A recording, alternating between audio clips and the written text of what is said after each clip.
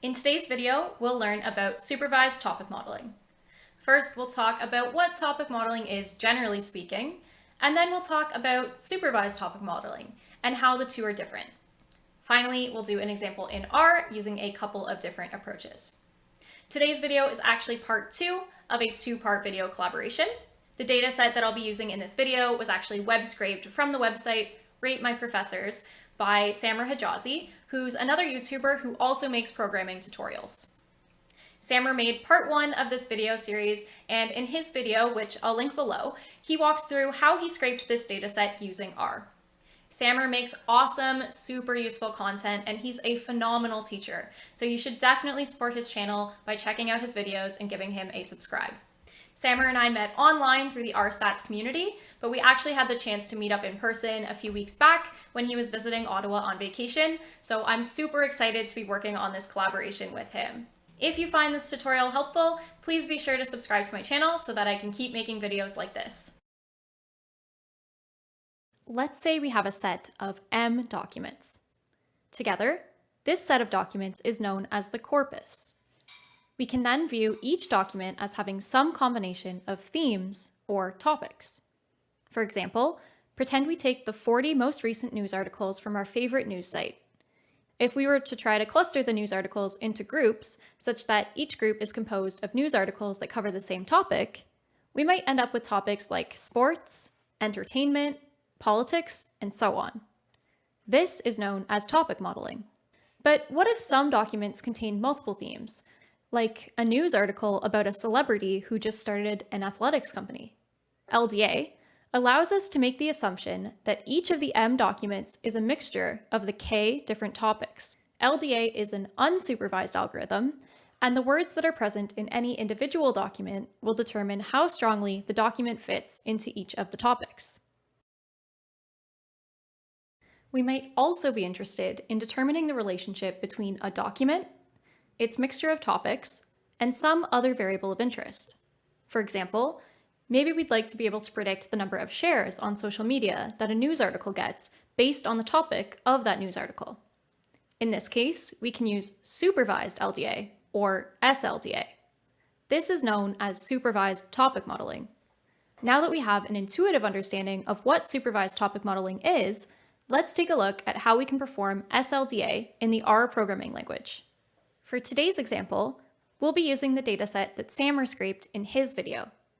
Each row in the dataset provides a student's comments about a professor, as well as their overall rating of the professor on a scale from 1 to 5. We have M equals 3,451 documents, where each comment left by a student is considered a document.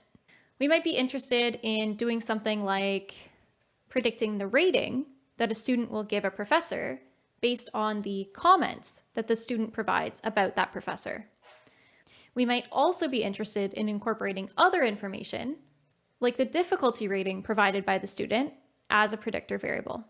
Let's open up RStudio and get started. We're going to get started by loading the dataset. I'm going to call it profs. And the name of the file is ratemyprofessorsreviews-updated.csv. When we load that data set in, we can see that there's 3451 rows with 12 variables. And if we take a look at the structure of the data set, we can see that the name of each professor, as well as an ID variable that corresponds to the professor name, is present. There's a variable for the university. In this case, they're all from University of Ottawa. So if I sort this in both directions, we can see it's all just the University of Ottawa. There's the department that the professor works for. The variable quality is the one that contains the rating that the student gave the prof on a scale from 1 to 5. The student was also able to rate the difficulty of the professor, again, on a scale from 1 to 5. There's also a variable called emotion. And to better understand what this variable contains, let's take a look at an actual example of a rating on Rate My Prof. Let's search up this professor, and on this professor's Rate My Prof page, if we scroll down a bit, we can see that these tags here are what correspond to the emotion variable. The student gave the professor an overall rating of 3, which is average. Someone else gave the same professor a rating of 1, which corresponds to an emotion of awful. A rating of 5 might correspond to someone saying awesome. And if we scroll through many of these reviews, we can see that there's a very strong relationship between the final rating and the emotion variable. So if you have a low overall rating, this is likely going to say awful.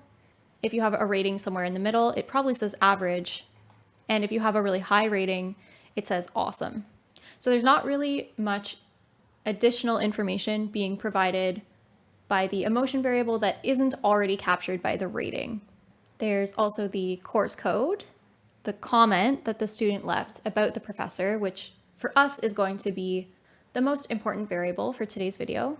There's the number of thumbs up and thumbs down on each review, and the date that the review was made.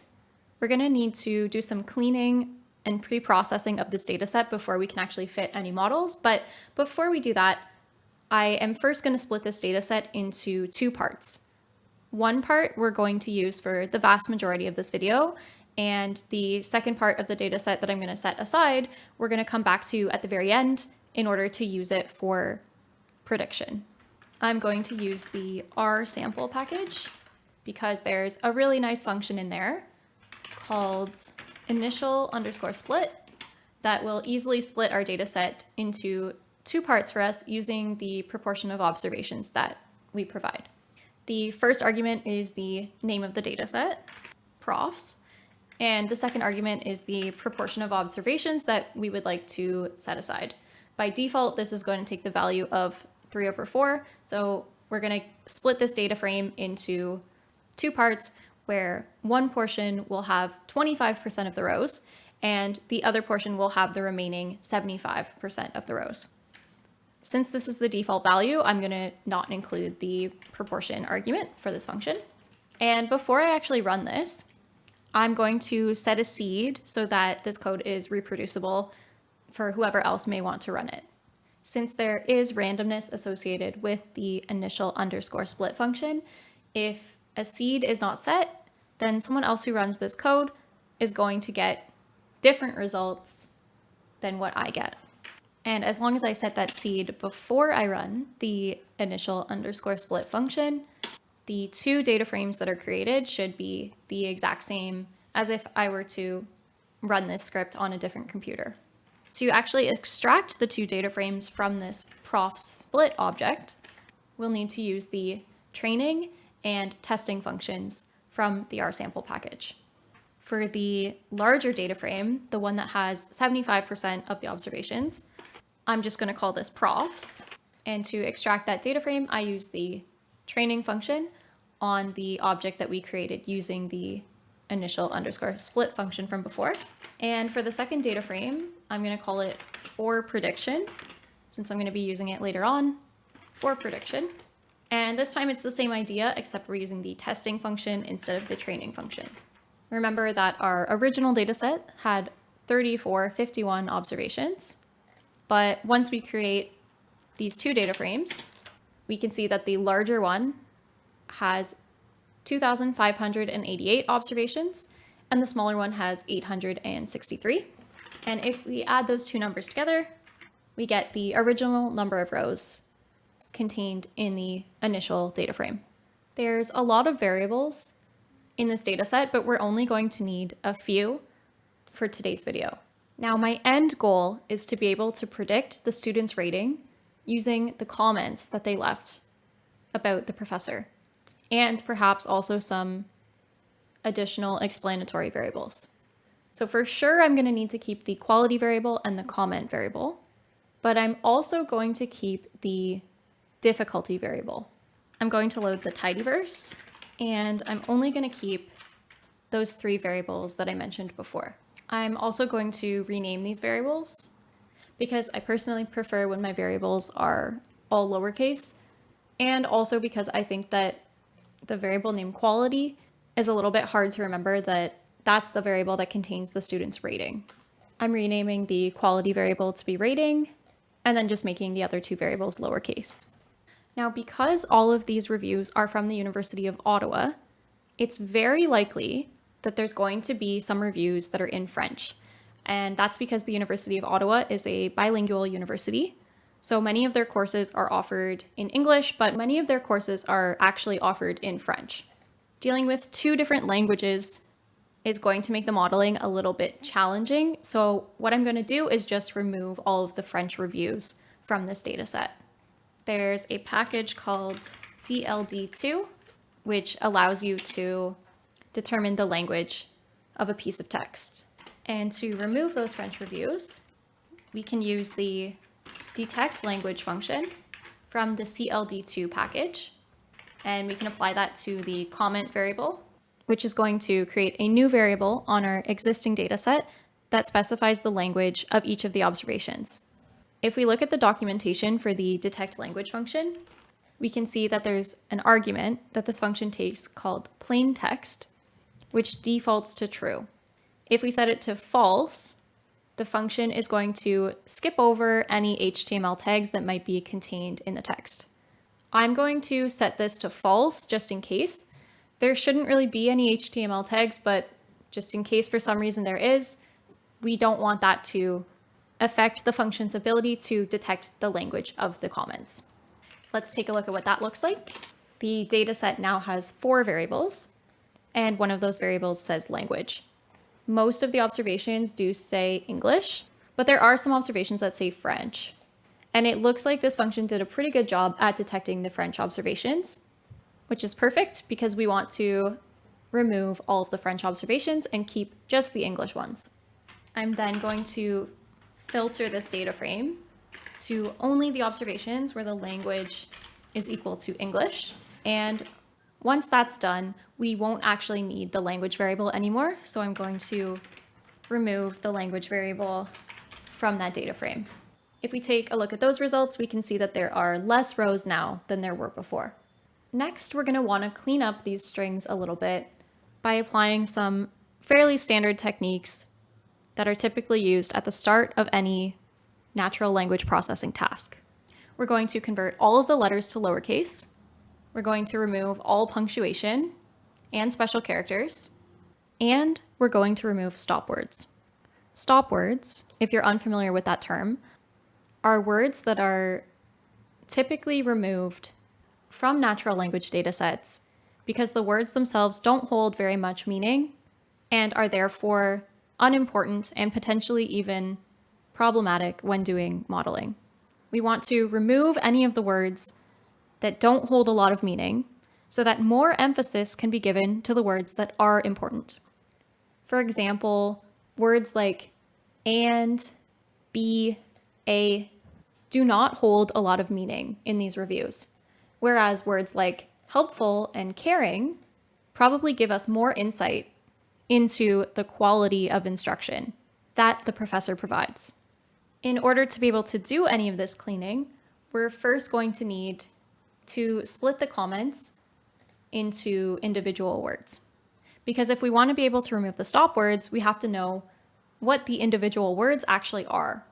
Now, if I were to just split these comments into individual words, I would no longer know which words correspond to which review.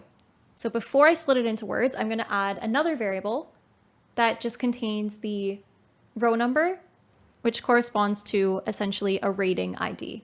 So first I'm creating a variable called review num, and that's just going to take the row number. Next, I'm going to split those comments up into individual words. And to do that, I'm going to use the tidy text package, which contains a function called unnest tokens.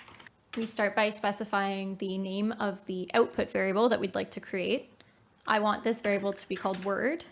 And next we specify the input variable that contains the text that we would like to split up into individual words. And remember, for our data set, that variable is called comment. To remove stop words, we can perform an anti-join on a data frame called stop words. Let's take a look at what that looks like. If we view the stop words data frame, we can see the list of words that will be removed because these words are considered to be unimportant. We'll just take a quick look at what this looks like before we go any further. With what we've done here so far, we can see that there's a lot more rows in this data frame than there was before. And in fact, there's one row per word that has remained in the data set after the cleaning. All of these words are now lowercase, there's no punctuation, no special characters, and all stop words have been removed. We can tell where one review ends and the next starts by looking at the review num variable. But ultimately, now that this data set is clean, I don't want one row per word, I want one row per review. Now I'm going to do the opposite of what the unnest tokens function was doing, and I'm going to put this back into a format where each review gets only one row. To do that, I'm going to group by the review num, and I'm going to create a new variable called comment, and the value that that variable is going to take is pasting each of the words together. And since this is grouped by review num, it's only going to paste together the words that are in each specific review. Whenever you're done with the grouping variable, it's good practice to ungroup. And now that we're done with that word variable, we can remove it from our data frame. And if we take a look at the output that this creates, we can see that there's a lot of duplicates. I'm going to use the distinct function so that there's only one row per review. And if I run this, and I take a look at what the prof's data frame now looks like, there's now only one row per review.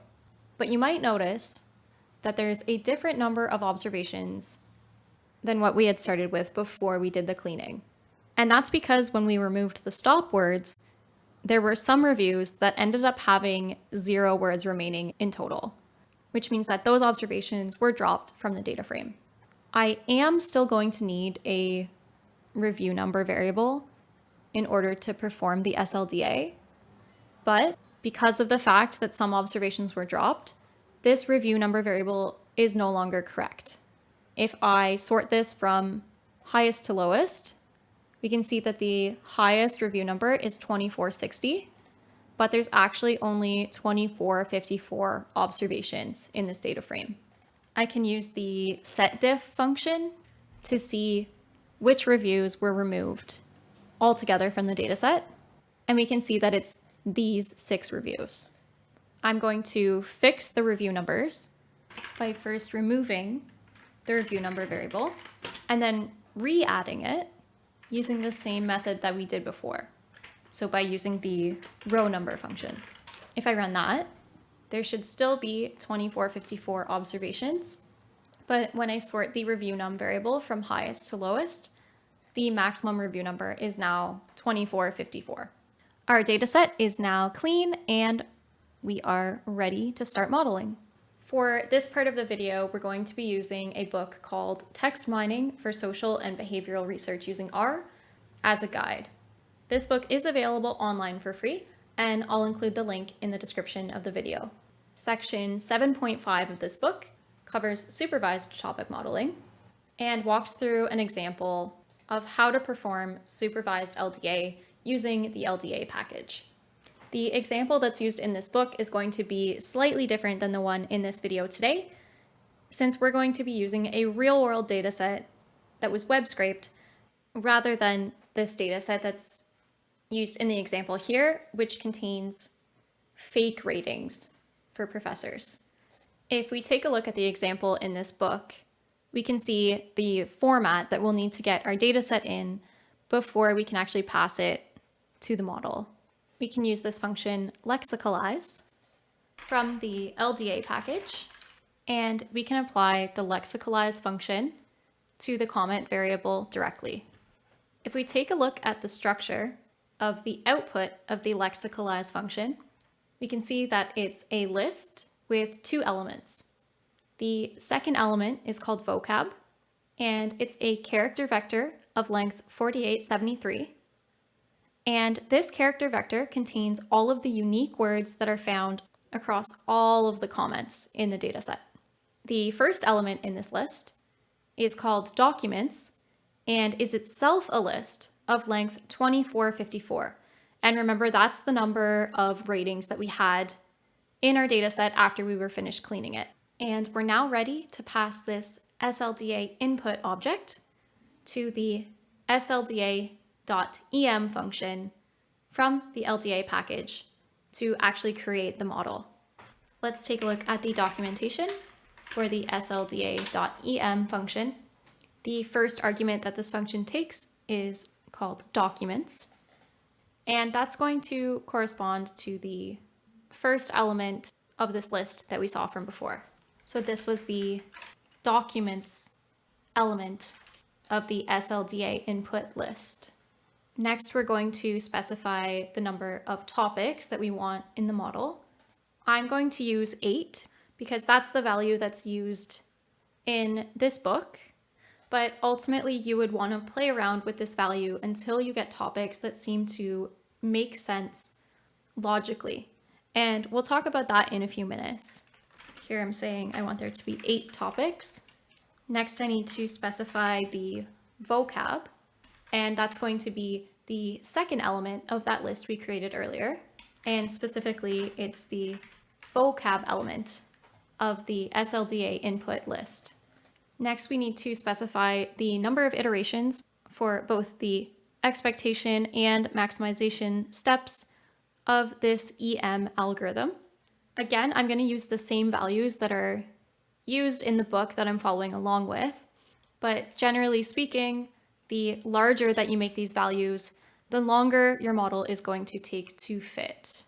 The values that I'm using should have this model being fit almost instantaneously.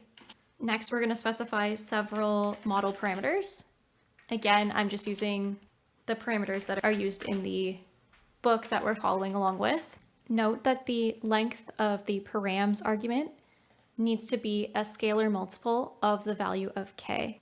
For the variance argument, we're going to use the sample variance of the response variable that we're trying to predict, which is the rating. The annotations argument takes the response variable that we're trying to predict, so this should be the rating variable from the prof's data set. And finally, we want to specify that the method we're requesting is slda.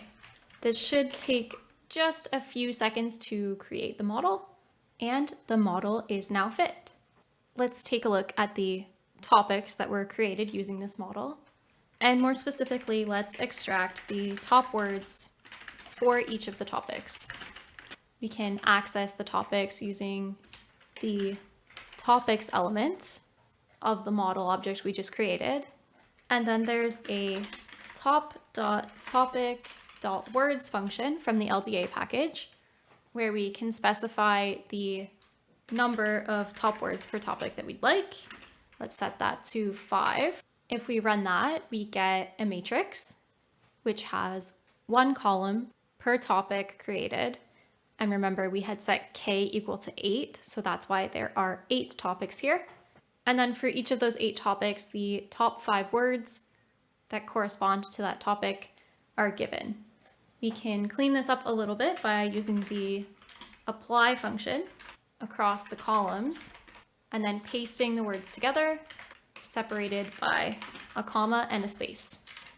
Running that, we get the following output, and we see that for topic number 1, the top 5 words are time, comments, lab, labs, and understanding, and so on. Knowing those topics on their own isn't particularly useful, but rather we probably want to know how those topics and the words for each topic relate to the rating that the student gives the professor. Let's visualize these top words for each topic alongside the average rating that a student would give the professor for each of the K topics. First, we're going to need to extract the model coefficients. To do that, we can use the coef function applied to the summary of the model element of the model object that we created. That's going to be returned as a matrix, but we're going to convert it to a data frame. Let's take a look at that. Onto this data frame, we want to add the top 5 words for each of the 8 topics that we created before so that we can pass the resulting data frame to ggplot and visualize everything all together. Now, at the moment, the ordering of these topics is totally arbitrary. So instead, we probably want to order the topics based on the coefficients. Here, we're going to add a column for the topics, and the topics need to be a factor variable, and they should be ordered based on the coefficient estimates. And finally, we're going to sort the coefs data frame so that the results look like this.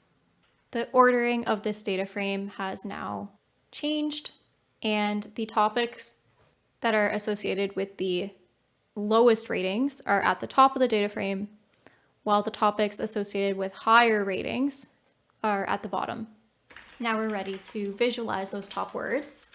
If we zoom in on this plot, we can see the 8 topics along the y-axis, as well as the top 5 words for each of those 8 topics. And along the x-axis, we can see how these topics correspond to the way that the student would rate the professor. We can see that the highest ratings are associated with this topic here, where the keywords are professor, students, helpful, material, and hours. And the worst ratings are associated with this topic at the bottom, where the top words are teaching, students, people, bad, and worst. And if we examine this plot in more detail, we can see that these results really make sense intuitively with what we would expect. For example, here, it's not surprising that the word awesome means that the professor is going to get a higher rating. Also not surprising that comments that included the word hard and avoid ended up with lower ratings, or the words bad and worst being the worst ratings. What is interesting to see is this topic right here, where one of the top words for this topic is hard, which is also the case down here. This implies to us that the difficulty of the course does not necessarily mean that the student will give the professor a bad rating. And this makes sense intuitively as well. Just because a professor teaches a hard course or is a hard grader does not necessarily mean that they're not a good professor. The difficulty of the course might have some impact on the way that a student rates the professor, but it's clearly not the whole picture. And that leads us into the last part of this video, where we're going to incorporate the difficulty variable into the model as well. In the work that we've done so far, we didn't use the difficulty variable at all. The results that you see here are based only on the comments that the student left about the professor.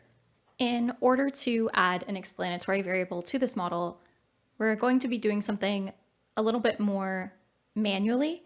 So this isn't something that comes directly baked into the slda.em function or the LDA package.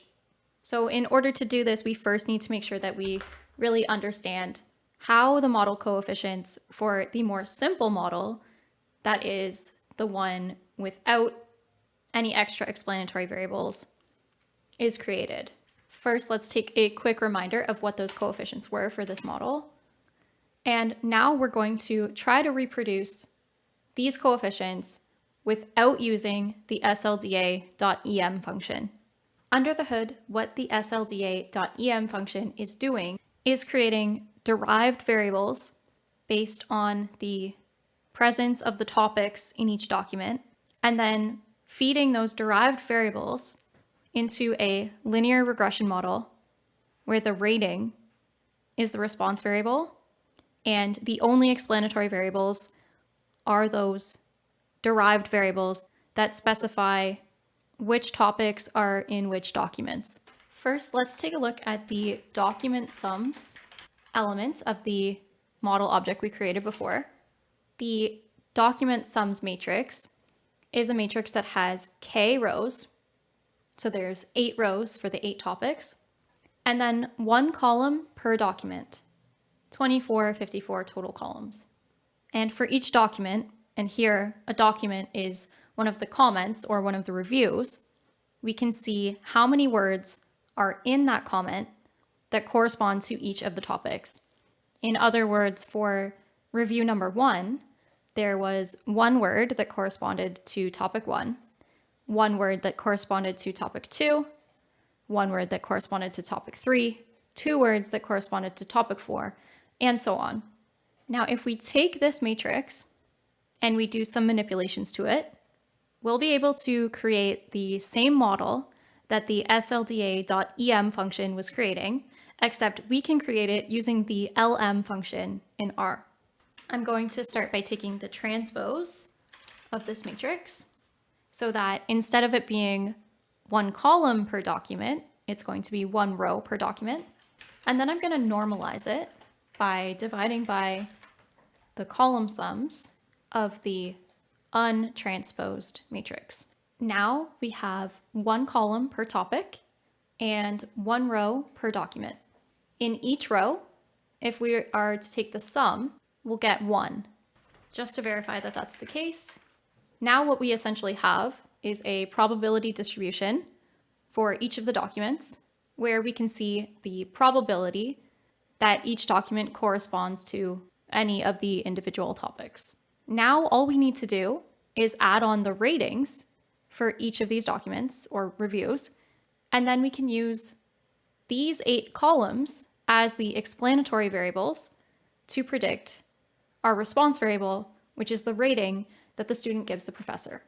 We're going to add on the rating column. Let's convert this to a data frame, and let's give some column names that are a little more useful.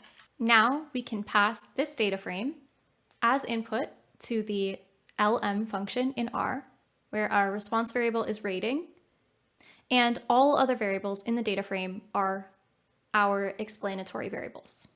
We use the lm function, then we specify the response variable, and since there are no other variables in this data frame, we can use the dot notation to specify that we want to include all other variables as explanatory variables in the model. And then we're going to remove the intercept from this model and specify that the data frame we'd like to use is called df. Let's run that model and let's take a look at the coefficients. If I compare the coefficients that were just generated by that linear model to the coefficients that we had before that were generated by the slda.em function, we can see that the coefficients are exactly the same. They do come out in a different order, but that's because, remember earlier, we had reordered the coefficients in this data frame in order to put them from smallest to largest. But if we compare, for example, topic 4, the coefficient is 5.196256, and that corresponds to this value right here. Now, what this tells us is that we can include very easily other explanatory variables in this model. Really, all I would need to do is attach another explanatory variable onto this data frame. I'm going to copy and paste all of this. And in addition to using the rating variable, I'm also going to add the difficulty variable. That means I'm also going to need to update the column names for this data frame. And it's as simple as that. This time, if I take a look at the coefficients for the topics are slightly different, but now there's also this other explanatory variable that we added in called difficulty. And we can see that because the value is negative and because the value is fairly small, this means that a higher difficulty rating for the professor on average results in a slightly lower overall rating from the student. Intuitively, this again makes sense. Generally speaking, we would expect that if a professor is considered a really hard grader or creates really difficult exams or teaches a super difficult course, probably they're not going to be as liked by the students.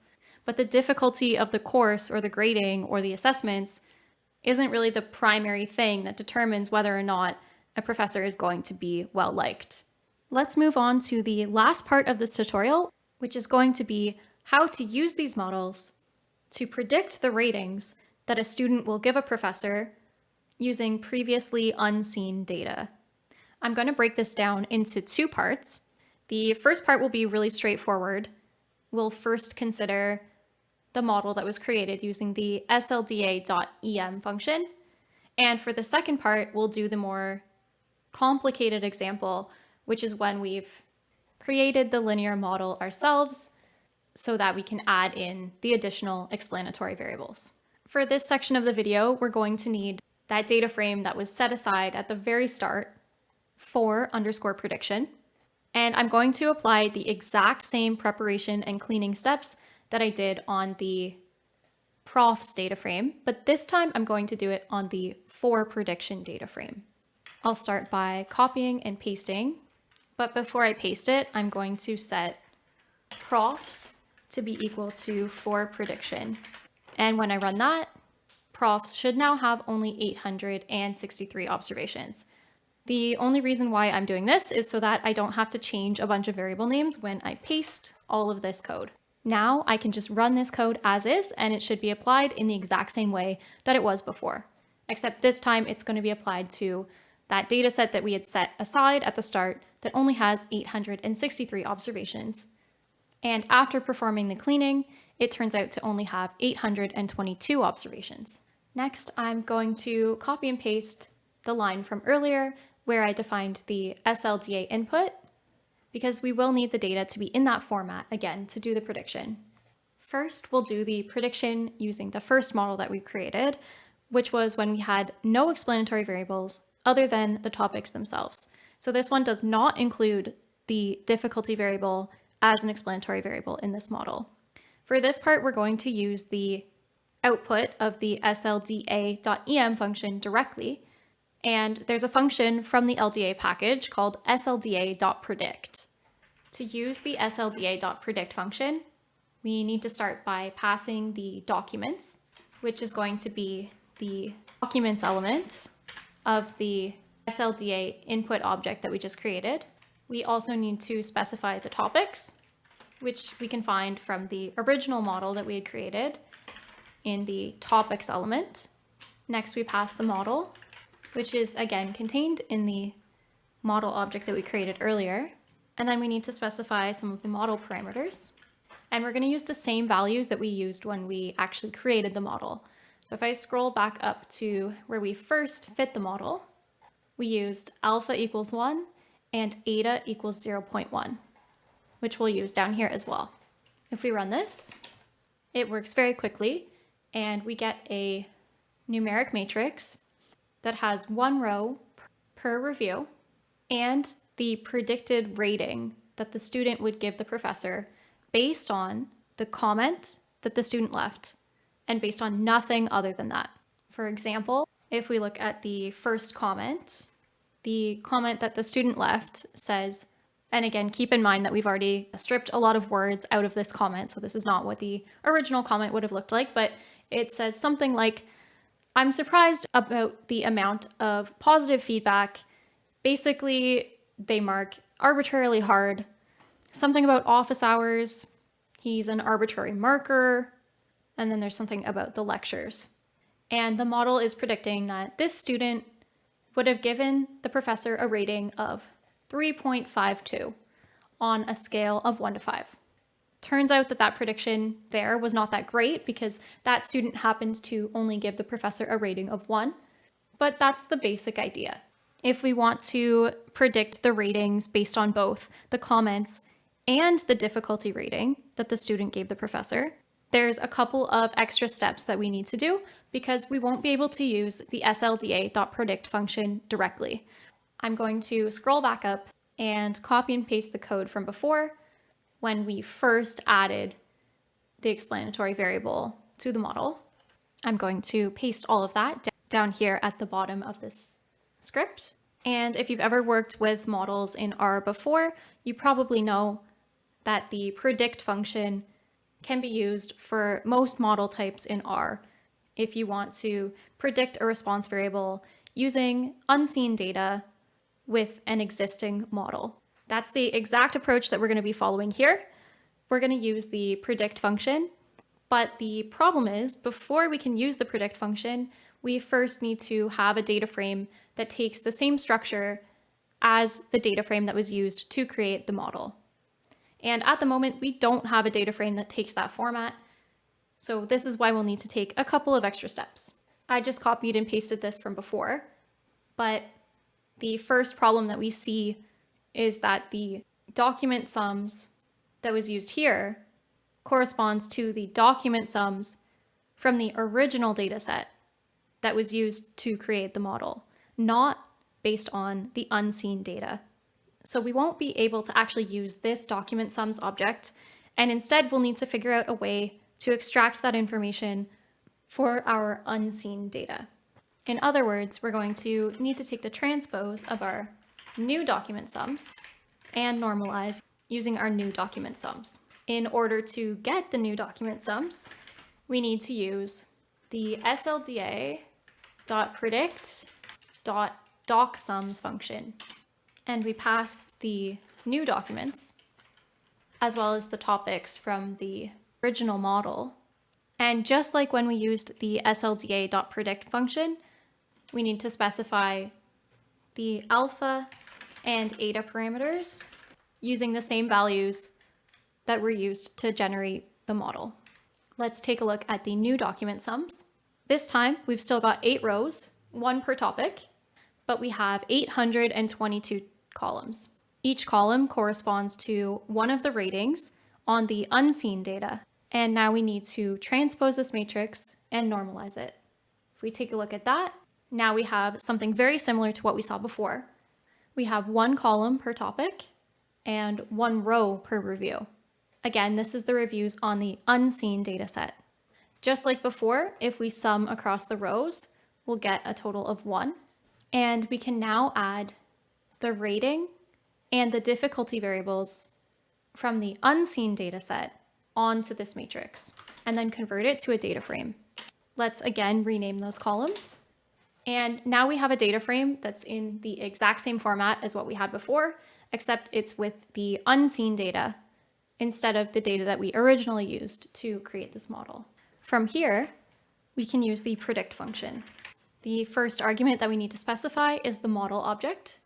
And remember earlier, the model that we had created where we included the difficulty variable as an explanatory variable was called LMOD for linear model.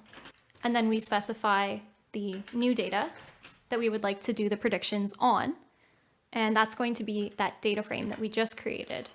If we take a look at the head of this object, we can see the predicted ratings for the first 6 comments that were left by students. What this is saying here is that for the first review, the predicted rating that the student gave the professor, based on both the comment that the student left about the professor and based on the difficulty rating that the student gave, is 2.77. Let's take a look at what the actual rating was given by the student. Again, this model did not get it perfect either. The student actually only gave a rating of 1, and the model predicted a rating of 2.77. But what is interesting here is that this second model, the one that did incorporate the difficulty rating, got closer to the correct answer than the first model did, where the difficulty rating wasn't taken into consideration at all. We can look at a few more of these here, and we can see that some of them get fairly close. For review number 4, there was a predicted rating of 4.03, which is very close to the true rating that the student left. And same thing with observation number 6, it got pretty close. Thank you so much for watching this video. I really hope you enjoyed it. If you found this tutorial helpful, please make sure you subscribe to my channel if you haven't done so already, so that I can keep making videos like this.